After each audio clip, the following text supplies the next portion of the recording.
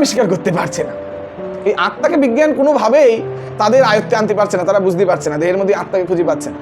তাই তারা মনে করছে যে আত্মা বলে কিছু নাই, এই দেহটাই সব।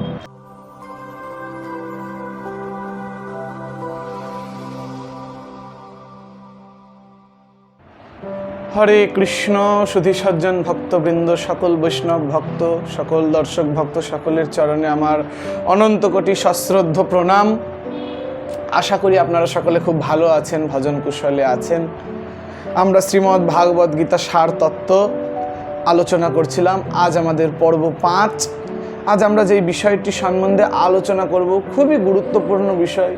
ভগবান অর্জুনকে শ্রীমদ্ ভাগবত গীতার প্রথম যেই বিষয়টি শিক্ষা দিয়েছেন, দেহ আত্মার পার্থক্য, আত্মার বিজ্ঞান, আত্মার জ্ঞান, সেই সম্বন্ধিত, আত্মা সম্বন্ধিত, দেহ সম্বন্ধিত আলোচনা আমরা আজকে করব।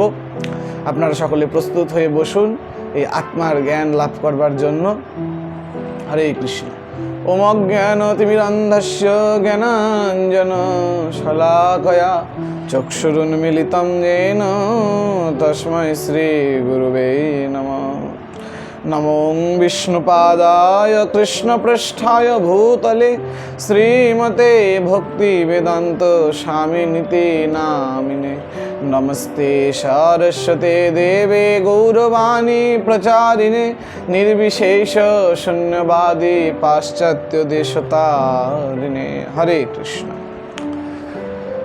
আজকের এই সমাজ, আজকের এই বিশ্ব, সমগ্র বিশ্ব এই ভ্রান্ত মোহে মোহিত হয়ে কর্মমুখর হয়ে রয়েছে যে তারা এই দেহটা, আমরা এই দেহ, কারণ আমরা যে সকল কর্ম করছি সমস্তটা এই দেহকে আনন্দ প্রদান করবার জন্য, এই দেহের জন্য, দেহ কেন্দ্রিক কর্ম করে আমরা আমাদের সমগ্র মানব জীবনটাকে কাজে লাগাচ্ছি।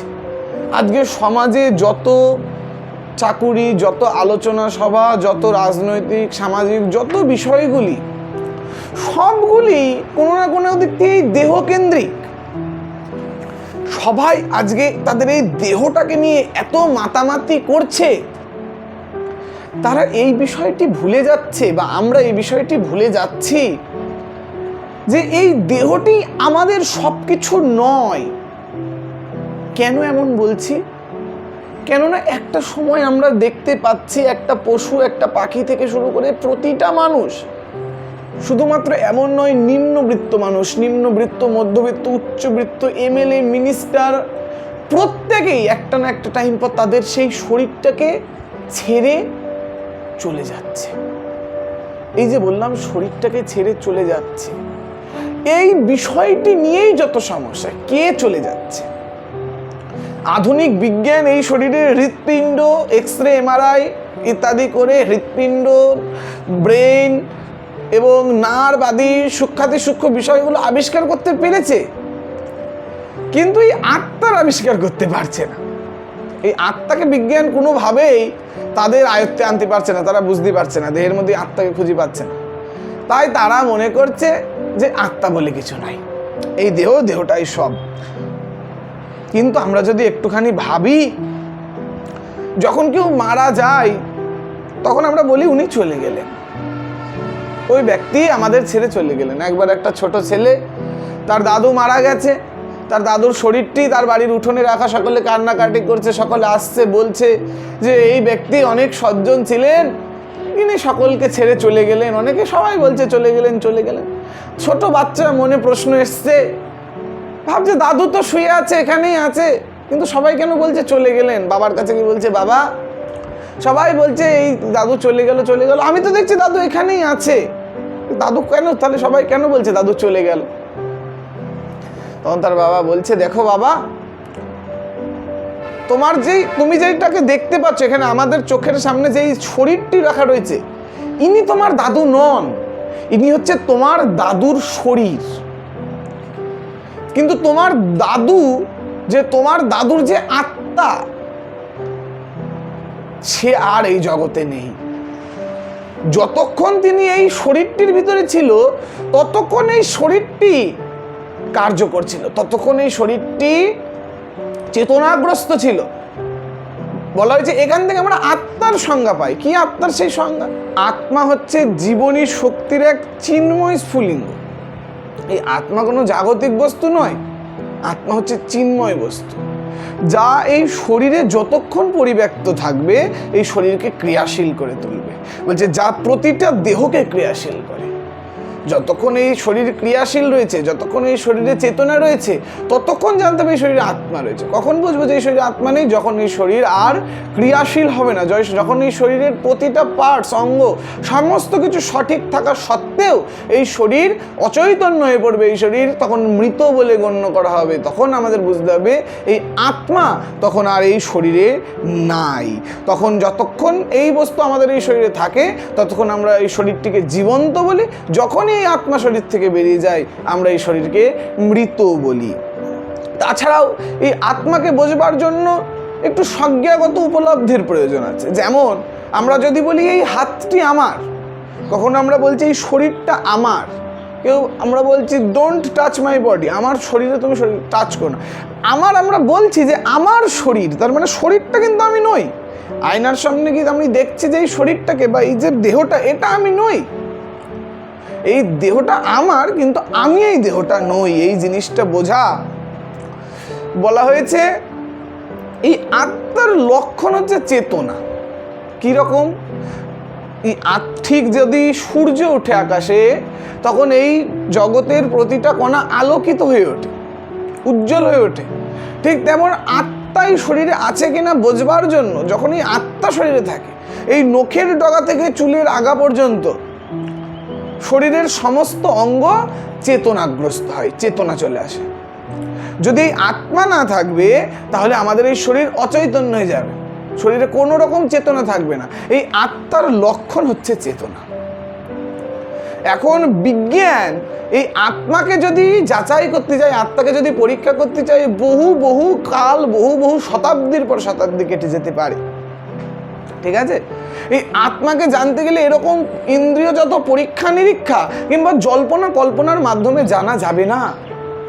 আমাদের সনাতন যে বৈদিক শাস্ত্র আমরা ইতিপূর্বে আলোচনা করেছি তা হচ্ছে অভ্রান্ত। এই আত্মা সম্বন্ধিত যে পূর্ণ জ্ঞান তাই বৈদিক শাস্ত্রে বলা আছে। আমরা যদি এই শাস্ত্রের মাধ্যমে আত্মাকে জানি তাহলে একদম পূর্ণরূপে সঠিকভাবে আমরা এই আত্মা দেহ সম্বন্ধে জানতে পারবো। এই শাস্ত্রে বিশেষ করে শ্রীমদ্ ভগবদ গীতায় ভগবান দ্বিতীয় অধ্যায় থেকে শুরু করে সমগ্র গীতা জুড়ে নানান স্থানে আত্মা দেহ সম্বন্ধে অর্জুনকে জ্ঞান প্রদান করছে। শ্রীমদ্ ভাগবত গীতার দ্বিতীয় অধ্যায় শ্লোক 13 ভগবান বলছেন, অবিনাশী তু তদ্বিদ্ধি যেন সর্বম ইদম ততম বিনাশম অব্যয়স্য ন কশ্চিৎ কর্তু অর্হতি। সমগ্র শরীরে পরিব্যাপ্ত রয়েছে যে অক্ষয় আত্মা, জেনে রেখো তাকে কেউ কখনো বিনাশ করতে সক্ষম নয়। অর্জুন যখন মুহ্যমান হয়ে পড়ছে তার আত্মীয় স্বজনকে দেখে তাদেরকে কিভাবে বিনাশ করবে তা ভেবে যখন অর্জুন চিন্তিত, ভগবান বলছেন এই আত্মাদেরকে কেউ বিনাশ করতেই পারে না। এই আত্মা হচ্ছে চির অবিনাশী। ভগবান শ্রীমদ্ ভাগবত গীতার অধ্যায় 7 বলেছেন, ভূমি জল, ভূমির অপ অনল বায়ু খং মন বুদ্ধিরে বচ। ভূমি জল বায়ু অগ্নি আকাশ মন বুদ্ধি অহংকার, এই যে 8টি বিষয়, এই 8 প্রকারে আমার ভিন্ন জড়া প্রকৃতি বিভক্ত। ভগবানের 2 প্রকার শক্তি। ভগবানের যে শক্তি তাকে 2 ভাগে ভাগ করা যায়। একটা হচ্ছে ভগবানের উৎকৃষ্ট শক্তি বা পরাশক্তি, এবং অপরটি হচ্ছে ভগবানের নিকৃষ্ট শক্তি বা অপরাশক্তি বা জড়া শক্তি। এই জড়া শক্তি কি? এই জড়া শক্তির উপাদান সমূহ কি কি? এই 8টি উপাদান, তাকে বলা হয়েছে অষ্টাধা প্রকৃতি। ভূমি, জল, অগ্নি, বায়ু এবং আকাশ, মন, বুদ্ধি, অহংকার। প্রথম 5টি হচ্ছে স্থূল, পরের 3টি হচ্ছে সূক্ষ্ম। এই টোটাল 8টি উপাদান দিয়ে এই সমগ্র জড়া প্রকৃতি সৃষ্টি। ভগবান বলছেন আমার এই এক প্রকার অপর এক প্রকার শক্তি রাজি, তা হচ্ছে ভূমি জল অগ্নি। বলা হয়েছে কি সূক্ষ্ম শরীর 3টি উপাদান দ্বারা গঠিত, মন, বুদ্ধি এবং অহংকার। এবং আমাদের এই স্থূল শরীরটি বাকি 5টি উপাদান দিয়ে গঠিত, ভূমি জল অগ্নি বাতাস এবং আকাশ। ভগবান বলছেন, হে মহাবাহ, এই নিকৃষ্ট প্রকৃতি ব্যতীত আমার আরেকটি উৎকৃষ্ট প্রকৃতি রয়েছে। সেই প্রকৃতি চৈতন্য স্বরূপা ও জীবভূতা। সেই শক্তি থেকে সমস্ত জীব নিঃসৃত হয়ে এই জড় জগৎকে ধারণ করে রয়েছে। অনুৎকৃষ্টা অপরাশক্তি জড় বস্তু এবং উৎকৃষ্টা পরাশক্তি আত্মা, উভয়ই পরমেশ্বরের অধীন। এই যে দেহটি এবং আত্মা, এই উভয় শক্তি কিন্তু ভগবানের থেকে আসছে। এই দেহ বলা হয়েছে যে 8টি উপাদান, তা আমরা শুনলাম ভগবানের পরাশক্তি, এই অপরাশক্তি বা নিকৃষ্ট শক্তি বা জড়াশক্তি, তার মধ্যে আবার দুভাগ করা হয়েছে। এই যে জড় শরীরটি বা জড় দেহটি পঞ্চমহাভূত দ্বারা গঠিত, এবং এই পঞ্চমহাভূতের ভেতরে সূক্ষ্ম শরীর রয়েছে যা মনোবুদ্ধি অহংকার দ্বারা গঠিত। কিন্তু এই যে আত্মা, তা জীবাত্মা, যা সমগ্র এই জগৎকে ধারণ করে রয়েছে, ভগবান বলছেন সেটি হচ্ছে আমার উৎকৃষ্ট শক্তি। সেই উৎকৃষ্ট শক্তির উপাদান কি? সৎ চিত আনন্দ। এই আত্মা হচ্ছে জীবন, শরীরটি সবসময় মৃত। এই আত্মাই হচ্ছে জীবন। বলা হয়েছে কি, সেই অপরা চৈতন্য স্বরূপা। এই আত্মা হচ্ছে চৈতন্য স্বরূপা। ভগবানের এই উৎকৃষ্ট শক্তি, তা হচ্ছে চৈতন্য স্বরূপ, অর্থাৎ এর চেতনা রয়েছে, এই আত্মার চেতনা রয়েছে। তার জন্য আত্মা সবসময় জীবিত। আর এই দেহ এ সবসময় অচৈতন্য, এ সবসময় মৃত। যেমনভাবে আমার এই হাত, শীতকালে যখন আমি হাতের উপরে গ্লাভস পরবো, দস্তানা পরবো, দিয়ে যদি হাতটাকে নড়াই, ওই দস্তানাটাকে সচল বলে মনে হবে, দস্তানাটাকে জীবন্ত বলে মনে হবে। কিন্তু দস্তানাটা সবসময় নিশ্চল, হাতটা আমার সবসময় সচল। তেমন আত্মা সবসময়ই সচল, আত্মা সবসময়ই চৈতন্য প্রদায়ী, আত্মা সবসময় চেতন। কিন্তু শরীর, এই দেহ সবসময় মৃত। বলা হয়েছে কি, যেমন একটি গাড়ির সঙ্গে উপমা দেওয়া হয়েছে। এই দেহটি একটি গাড়ির মতো, এই দেহটি একটি গাড়ির মতো। যেমন গাড়িতে দুটি হেডলাইট থাকে রাস্তা দেখার জন্য, সেমন এই দেহের দেখার বস্তু হচ্ছে চোখ, শোনার বস্তু কান, বুদ্ধির বস্তু রয়েছে ব্রেন, এরকম বহু পার্টস পাতি রয়েছে গাড়ির। কিন্তু এই দেহটা বা গাড়িটা কখন সচল হবে? যখন সেই গাড়ির ভিতরে একজন ড্রাইভার বসে গাড়িটিকে চালনা করবে। তেমন গাড়িটিতে যেমন ড্রাইভারের গুরুত্ব, গাড়িটিকে চলার জন্য বা গাড়িটিকে কার্যকরী হওয়ার জন্য যেমন ড্রাইভারের গুরুত্ব হচ্ছে প্রধান, সেমন এই শরীরকে বা এই দেহকে কার্যশীল হওয়ার জন্য এই আত্মা হচ্ছে মূল। যখন ওই গাড়ি থেকে ড্রাইভার নেমে চলে আসবে, আমি যদি হাজার চেষ্টা করি, হাজার ক্রন্দন করি, কেন আমার গাড়ি চলছে না বাইরে থেকে, আমার কিছু লাভ হবে? ভেতরে তো ড্রাইভার নেই। সেমন আত্মা যখন এই শরীর থেকে বেরিয়ে যায়, সেমন এই দেহটিও অকেজ হয়ে পড়ে। আমরা হাজার ক্রন্দন, হাজার লাফালাফি করলেও এই দেহকে আমরা কখনোই কাজে লাগাতে পারবো না। এই দেহ তখন অচল, নিশ্চল, মূল্যহীন একটা জড় পদার্থে পরিণত হয়ে গেছে। এই দেহটার কোনো ভ্যালু নাই। পুরো আমাদের এই দেহটা কেন এত মূল্যবান? এখন এই মুহূর্তে আমরা বলছি আপনার মনুষ্য জীবন অনেক মূল্যবান, অনেক। কেন বলছি? কেননা এই দেহের ভিতরে আপনার সেই চেতনা শক্তি, আত্মার বর্তমান রয়েছে। তাই এই আত্মা যদি দেহ থেকে বেরিয়ে যায়, তাহলে এই দেহটা মূল্যহীন। কিন্তু খুবই দুঃখের বিষয়, এই বর্তমান সমাজ, এই কলিযুগের মানুষ, আমরা সকলে এই দেহকে পরিচর্যা করবার জন্য, এই দেহের জন্য আমাদের সমগ্র জীবনী শক্তিকে ব্যয় করছি। আমরা দেহের জন্য তো অন্য অনেক শরীর রয়েছে দেহকে সুখ প্রদান করার জন্য, কুকুর, শিয়াল, বিড়াল। এই মনুষ্য জীবনে আমরা চিন্তা করতে পারি, চেতনা করতে পারি, দেহ আত্মার ভেদাভেদ করে এই আত্মার জন্য কিছু করতে পারি। কিন্তু আমরা এই দেহের সুখের জন্য, দেহের ইন্দ্রিয়গুলির তৃপ্তির জন্য আমরা আমাদের সমগ্র জীবনকে উৎসর্গিত করে দিচ্ছি। বলা হয়েছে এই যুগ হচ্ছে খাঁচা পরিচর্যা করার যুগ। একজন ব্যক্তি একটি খুব দামি সুন্দর পাখিকে একটি খাঁচায় বন্দি করে রেখেছে। সকলে সেই পাখিটিকে দেখতে আসছে। সেই ব্যক্তি পাখিটিকে জল, খাদ্য কিছু প্রদান না করে ওই খাঁচাটিকে খুব সুন্দর করে মুছছে, ধুচ্ছে, পরিষ্কার করছে, সাজাচ্ছে, গোছাচ্ছে। সকলে বাবা বাবা তারিফ করছে। সে ব্যক্তি বুঝতে পারছে না কেন, সেই ব্যক্তি বুঝতে পারছে না কেন সকলে এত প্রশংসা করছে, কেন তাকে সবাই এত সম্মান করছে। জল, খাদ্যের অভাবে পাখিটি অনাহারে কিছুদিন পর যখন মৃত হয়ে গেল, আর কেউ দেখতে আসে না তাকে, কেউ আর প্রশংসা করে না, কেউ আর বাহবা দেয় না। সে খাঁচাটিকে সোনা দিয়ে মুড়ো, ওই রূপা দিয়ে মুড়ো, কেউ আর আসছে না। কেন? কারণ সেই খাঁচাটির মূল্য ততক্ষণ ছিল যতক্ষণ সেই ভিতরে পাখিটি ছিল। কিন্তু এই বর্তমান সমাজ শুধু খাঁচাকেই পরিচর্যা করে যাচ্ছে, পাখির কথা চিন্তাও করছে না। তেমন আমাদের এই দেহটা হচ্ছে খাঁচা। হ্যাঁ, লালন ফকির গান লিখছেন, খাঁচার ভিতর অচিন পাখি কেমনে আসে যায়। অর্থাৎ এই দেহরূপ খাঁচার ভিতরে এই অচিন পাখি হচ্ছে এই আত্মা, কেমনভাবে আসা যাওয়া করছে। আমরা পরবর্তীতে বলবো কেমনভাবে একের পর এক শরীরে আত্মা প্রবেশ করছে, সেই শরীরে কিছুকাল স্থিতির পরে সেই শরীর ত্যাগ করে আবার অন্য শরীরে প্রবেশ করছে। এইভাবে আত্মার যে আসা যাওয়াটা চলছে। কিন্তু আমরা কখনো সেই পাখির কথা চিন্তা করছি না, তার খাদ্য কি, সে কিসে তৃপ্ত হবে সেই কথা আমরা না ভেবে এই দেহের জন্য আমরা কর্ম করে যাচ্ছি। এটা খুব ভুল। আত্মা দেহ পরিবর্তন করে। ভগবান শ্রীমদ্ ভাগবত গীতায় বলছেন কি, যে যেমনভাবে মানুষ যেমন জীর্ণ বস্ত্র পরিত্যাগ করে নতুন বস্ত্র ধারণ করে, দেহি আত্মাও সেমন পুরনো দেহ পরিত্যাগ করে অন্য দেহ ধারণ করে। এটি একটি রূপান্তর। যেমনভাবে আমরা শিশু শরীর থেকে যৌবন শরীর, যৌবন থেকে কিশোর শরীর, কিশোর থেকে যৌবন, যৌবন থেকে বৃদ্ধ, এইভাবে আমাদের শরীর চেঞ্জ হচ্ছে, শরীরের পরিবর্তন হচ্ছে, সেমনভাবে এটিও একটি পরিবর্তন। মৃত্যু একটি পরিবর্তন। মৃত্যু মানে আত্মার বিনাশ নয়, কারণ এই আত্মা হচ্ছে অবিনাশী, চিন্ময় বস্তু। আর এই চিন্ময় বস্তুকে বিজ্ঞানের দ্বারা পরীক্ষা নিরীক্ষার মাধ্যমে জানা যাবে না।